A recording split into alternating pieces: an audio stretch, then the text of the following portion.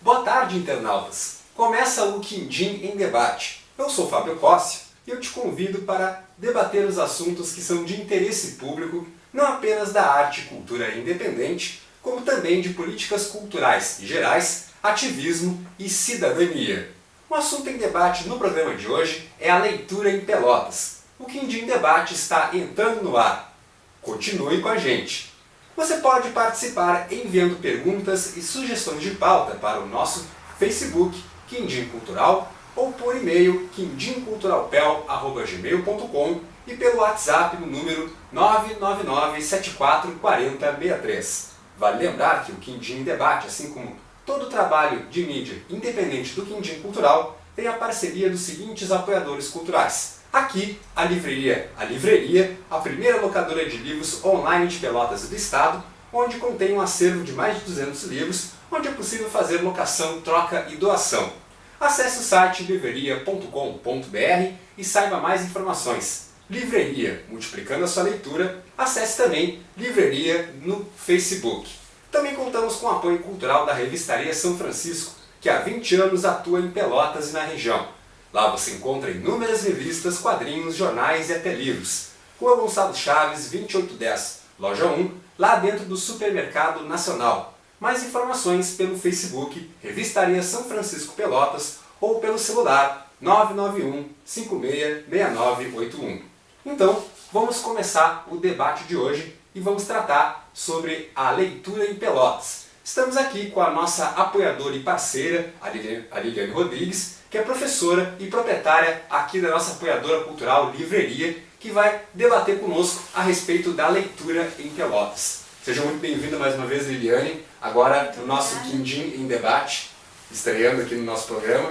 E vamos falar um pouco, da importância da leitura como hábito, destacando a tua trajetória dentro da questão linguística, não só infantil, mas também adulta, e a importância da leitura para as pessoas. Então, Fábio, boa tarde, Obrigada pela participação no programa. E então, a respeito da leitura, eu gosto de falar sobre leitura e tenho alguma propriedade para falar sobre isso em função do que eu estudei ao longo da minha trajetória acadêmica.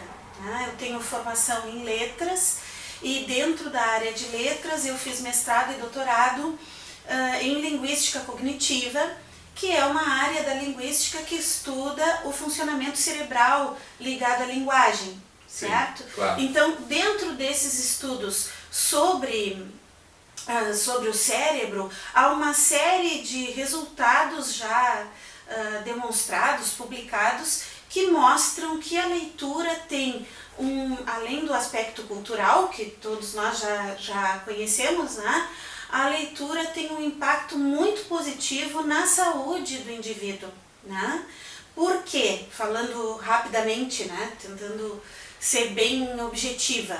Porque a leitura é uma atividade complexa que exige do cérebro o funcionamento simultâneo de diversas áreas.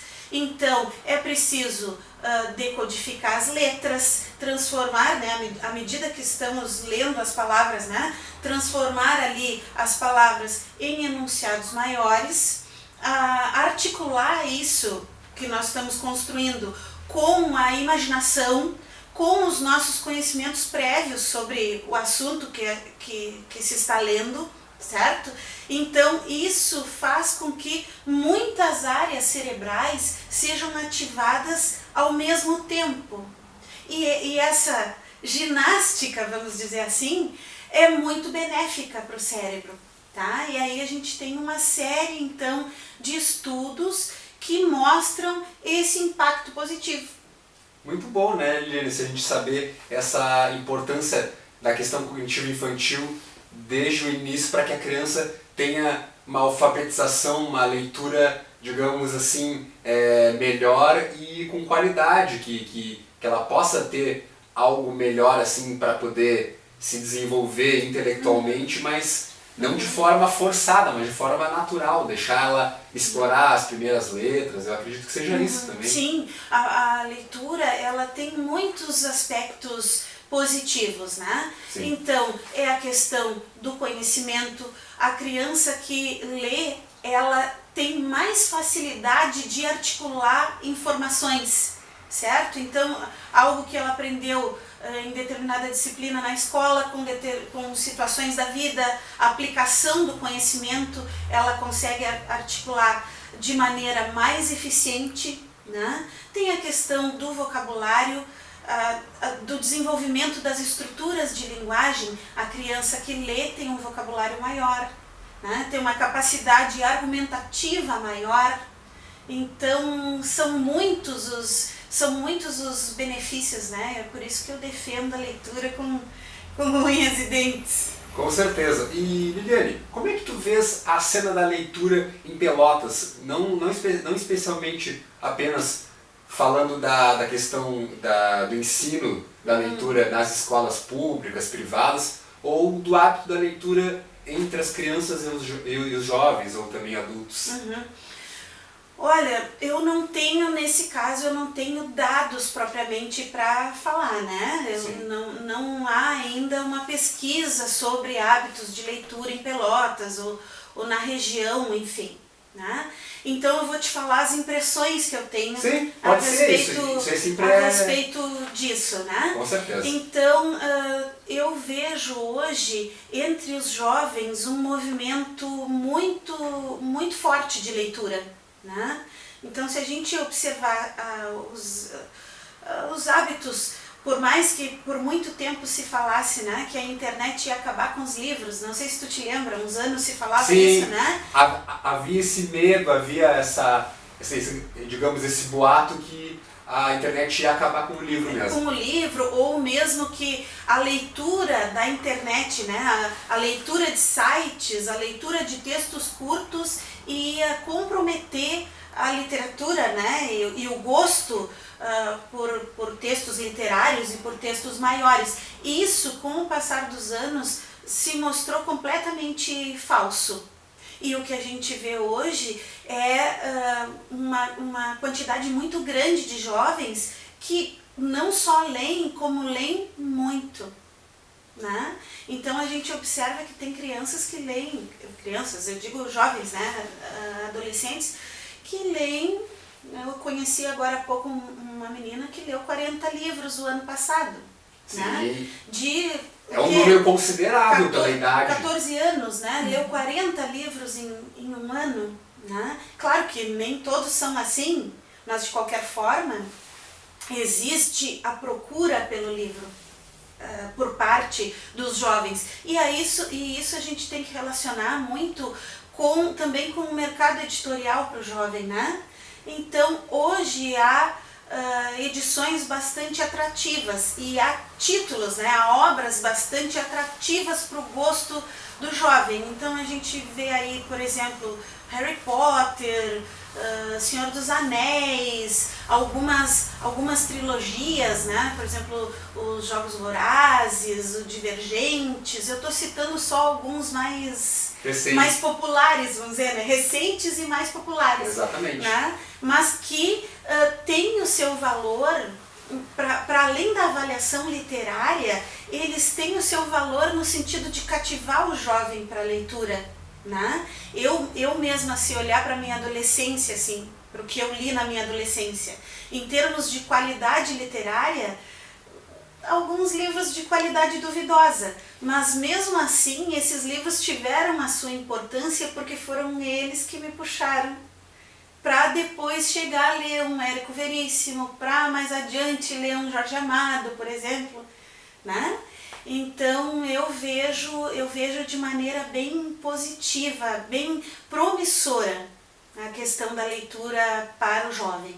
Que bacana isso, Liliane, e eu fico agradecido por nós termos essa parceria Quindim Cultural e a Livraria, para não só pelo fato de nós sermos uma mídia independente que foque na questão da informação cultural e geral de forma mais democrática, mas que traga o livro e o hábito da leitura como algo que seja natural, que seja assim de forma a levar conhecimento, a levar cultura, a levar informação. Eu acredito que tem esse compromisso. Tu sabes que agora, quando tu fizeste a introdução do programa, né, tu falaste nos assuntos que são abordados né, no Quindim em Debate, e entre eles tu disseste assim, lá no finalzinho disseste assim, a cidadania, né, questões ligadas à cidadania. Me parece que me parece não, tenho certeza, leitura... Tem convicção disso. Leitura e cultura tem tudo a ver, o engajamento de uma questão com outra é total. Me parece que mídia, e aí a minha preocupação, né, e o meu gosto de apoiar uma mídia independente tem a ver justamente com o fato de que, por vezes, a mídia tradicional não se empenha tanto quanto poderia nas questões culturais, nas questões de cidadania. Também. Quem lê... É um ato falho dos grandes meios. Exatamente. Há poucos dias eu buscava alguns conteúdos, né, aqui para o nosso trabalho, e eu encontrei uma matéria sobre isso. Quem lê é uma pessoa mais empática, né? Em função de fazer o exercício do livro, de se colocar no lugar do protagonista, né? de através da leitura passar por aquilo que o protagonista passou em diferentes épocas, em diferentes lugares do mundo, em diferentes estilos de vida. Isso faz com que a pessoa se torne mais empática, ou seja, que ela se coloque no lugar do outro, que ela pense no outro. Então isso tem impacto sim na sociedade, né? A pessoa que lê é uma pessoa mais socialmente, politicamente mais consciente, e é uma pessoa mais solidária, inclusive, eu diria. Sim. Né? Então daí a minha preocupação em participar do teu movimento e em apoiar o Quindim. Com certeza, e a gente fica feliz por isso, e aproveitando a deixa, eu gostaria de te questionar, Liliane, a respeito de quais escritores e escritoras que tu poderias destacar, não só na tua rotina de leitura, mas que tu acreditas que sejam escritores assim, fundamentais para o internauta que nos acessa poder descobrir mais e ler mais, e ter o hábito de ler as obras deles, ou delas também. Olha, eu poderia falar uma tarde inteira, né? Sim. Mas, em primeiro lugar, Fábio, eu quero dizer que as indicações de leitura, elas são muito relativas. Sim. Tá? Porque o livro certo, ele depende do momento de vida de cada pessoa. Sim. Né? Com certeza. Então, eu posso dar uma série de dicas, mas possivelmente a pessoa que pegue lá o livro, assim como ela pode adorar aquela leitura, ela pode não gostar ou pode não achar tão importante, tão interessante, porque não é para si, naquele momento não é o que a pessoa está buscando, né? Também há pouco tempo eu me deparei com uma citação, eu não me recordo, agora não me recordo de quem é, mas a pessoa dizia assim: não existe livro ruim, o que existe é um livro que não está na sua mão na hora certa, alguma coisa assim, né? Quer dizer, aquele não é o momento, né? Como eu li desde jovem, vou te dar um exemplo, certo?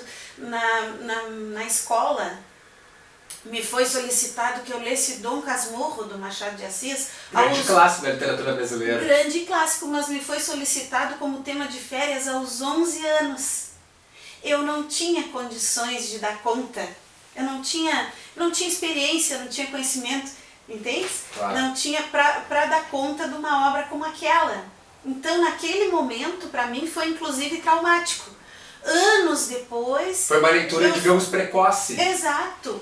Anos depois eu voltei então ao Machado de Assis e li de novo o Dom Casmurro. Que bom, fiz as pazes com... né? Sim. Porque aí já era mais velha, já era adulta, já tinha condições, né? Já tinha conhecimento de mundo, capacidade de interpretação suficiente para dar conta daquela obra, né? Mas então, como eu dizia, as dicas elas são assim... elas são relativas nesse sentido, tá? Se eu fosse falar para uma pessoa que não tem muito hábito de leitura, para tentar dar uma linha de raciocínio, né, para as dicas. Isso.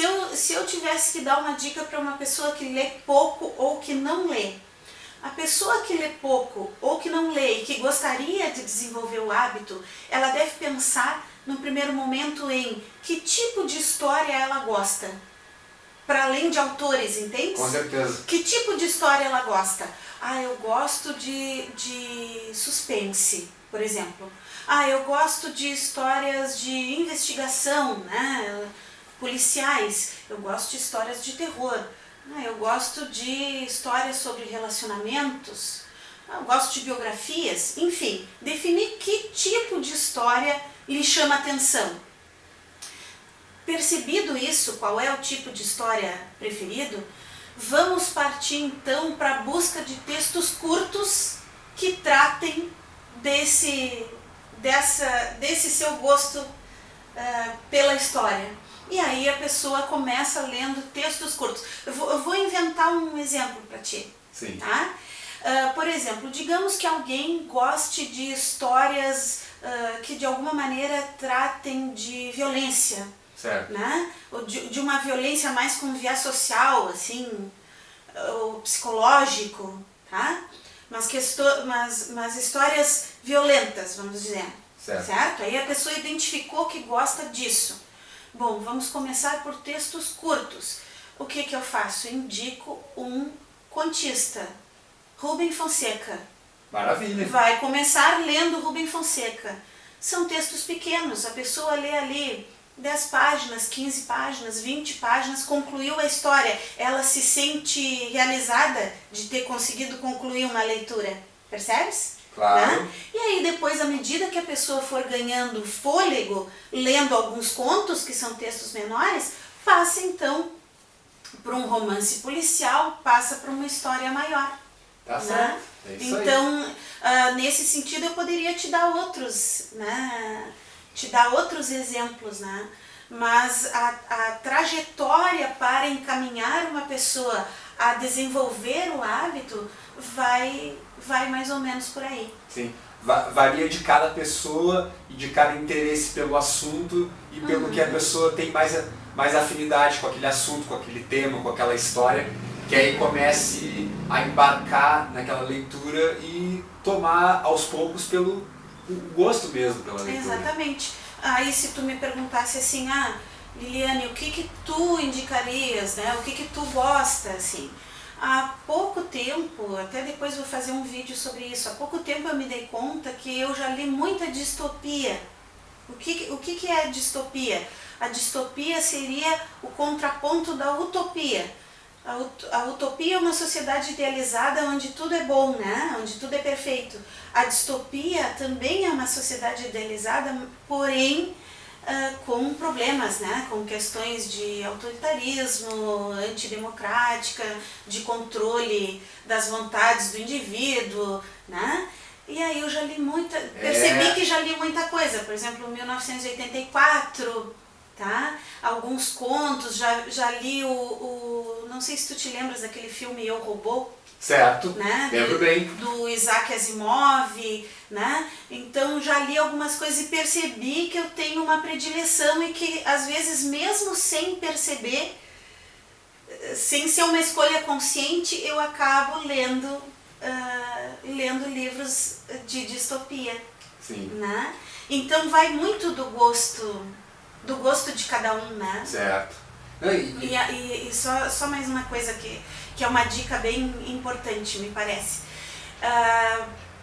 Quando você pega um livro e você não gosta do livro, não se sinta culpado em abandonar aquele livro. Né? Eu mesma, por muitos anos, fazia isso. Escolhia um livro e eu não estava gostando, mas eu me arrastava, né? Naquela leitura. E aquilo passa a ser sacrificante, passa a ser penoso, né? Não tenha medo de não querer ler alguma coisa, né? Aí a gente volta para o que eu estava dizendo antes. Pode ser que não seja o momento de ler esse livro, pode ser que daqui a um ano, daqui a alguns anos, essa leitura seja prazerosa. Então, deixa esse livro, pega outro, vai em busca né? Vai em busca do que tu gostas, porque acima de tudo a leitura tem que ser uma atividade prazerosa. Gostosa, que atraia, que seja interessante, que não apenas traga conhecimento e também cultura, mas que a pessoa se sinta parte daquela história e que goste do que leia. Isso é importante. Liliane, nós vamos fazer um breve intervalo, apenas 2 minutos, e nós já retornamos com o nosso Quindim Debate, que trata hoje a leitura em Pelotas com a nossa querida parceira e amiga Liliane Rodrigues. Já voltamos, daqui a 2 minutos, pessoal.